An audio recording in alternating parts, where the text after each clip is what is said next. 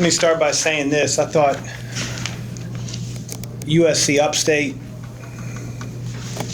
was not awed. I thought their kids came in. Dave Dickerson's bunch came in and made some jumpers. Made some jumpers in the first half and found some confidence. And, our defensive effort to start the game, I do not think, and again, this is without watching the film, I do not think it was poor.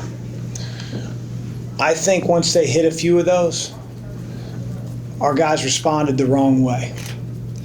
It was almost as if they're supposed to miss those shots. And this is supposed to be an easier game. And sometimes, you fall prey to human nature. I think our guys, again, they were ready to play.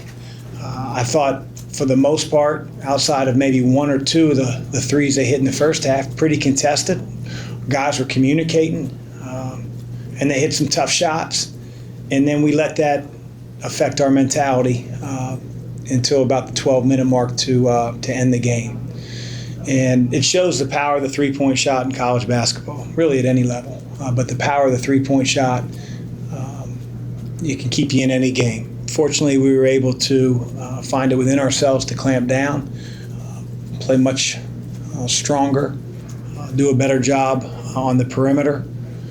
In the last 12 minutes or so to really gain the separation that we did. But I give all the credit in the world to Coach Dickerson for being able to come off really some butt whippings and be able to come in here and have his kids, his young kids, his freshmen and sophomores ready to play.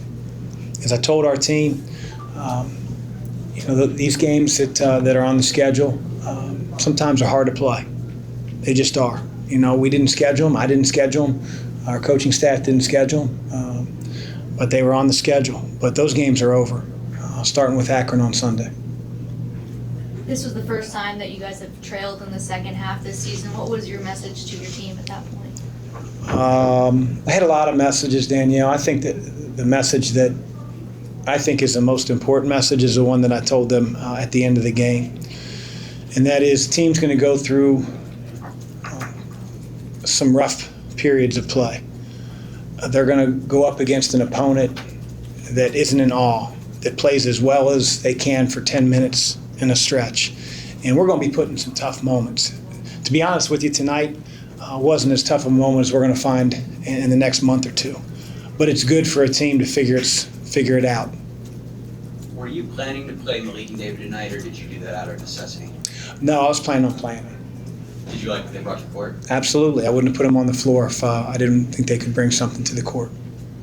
What went into the thought process to play Nathan when you did tonight? I don't know. He's a good player. He's worked really hard to get himself back on the floor. I mean, coaches play good players. What was Dwayne's impact on the class? Incredible. Dwayne got recruited by a school like USC Upstate. I asked him in the locker room in front of his teammates, how many Division I offers did you have coming out of high school? He said 3. And it just shows what heart, will, competitive character, and a kick-ass attitude can do for a kid. 15 rebounds. 15. He's not 6'9". He's 6'5". He doesn't look much different than a lot of the kids that were guarding him tonight. He's a warrior. We need more of those on our team. We talk about that almost every game, but so consistently he's on the floor 7-8 times tonight. It's just, I don't know what else you can say. Yeah, the only thing I could say is how come his teammates can't figure it out? I mean, some coaches that are a lot smarter than me have talked about how playing hard is a skill. And it must be. It must be, because nobody else around the country can figure it out like Dwayne. I mean, Dwayne he hasn't figured it out. He airballs a 3. His expression doesn't change. He's not pouting. I mean, he's a warrior. Darius had 9 assists, no turnovers again tonight. Our point guards did a great job not letting the eeriness of the game affect their decision making. They got in the lane, sprayed the ball out. To go 14 assists and 1 turnover. With our 2 point guards. I don't know what David did. 0 assists, 0 turnovers. So he went 14 assists, 1 turnover with 3 point guards. Chris, what did you see from David and Malik when they were in the game? Same thing that you saw. I mean, Malik's going to play his tail off. He's going to be a little rusty, but he affects the game. He's got a voice out there, and that's why he was voted a captain. He can do things that Steve can't do defensively. And then the lob that David got, that's no different play that we've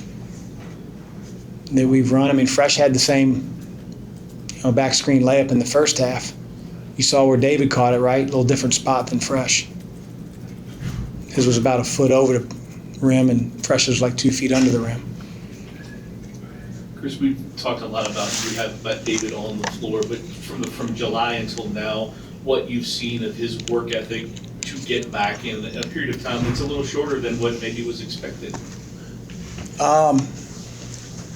I'll be honest, I haven't seen his work ethic a whole lot, because when you get injured, your work ethic is with the trainer behind closed doors. Nobody really cares about watching you do rehab. It's monotonous. I know that I had 3 ACLs and a knee replacement. I should say that I actually have seen David a lot because I've been in the training room with him. But none of his teammates see, what he puts in. And there's some lonely days when you get injured like that. But he's a competitive kid. He's got very, very high character. He was injured before, earlier in his later grade school freshman year. And so he's used to bouncing back from injury. He was, well coached. He went to a great program. He's a high character kid and a great player.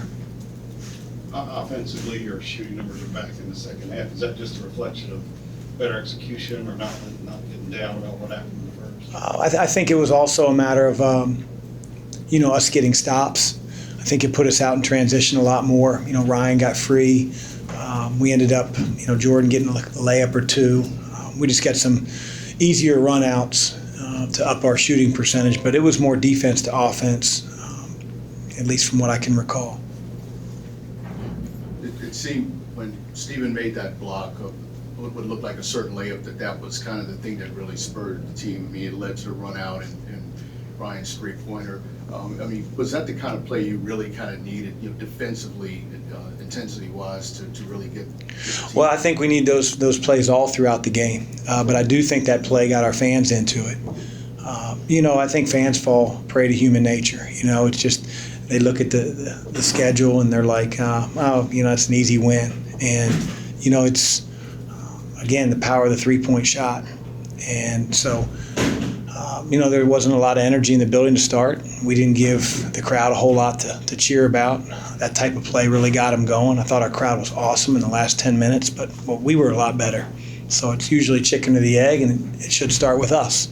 And that type of play, a great weak side awareness out of Steven blocking the shot, I think was a conduit for us playing with a lot of energy in the last 10, 12 minutes.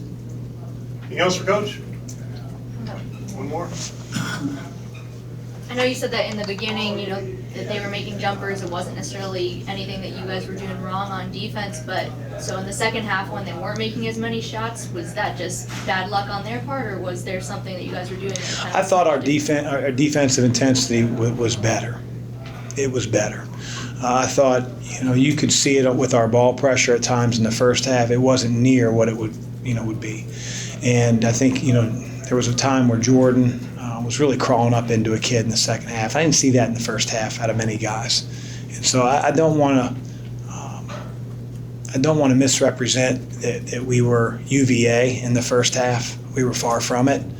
But, several of those made shots were at the end of the shot clock. Several of those drives were at the end, and our team has to stiffen as the clock gets less.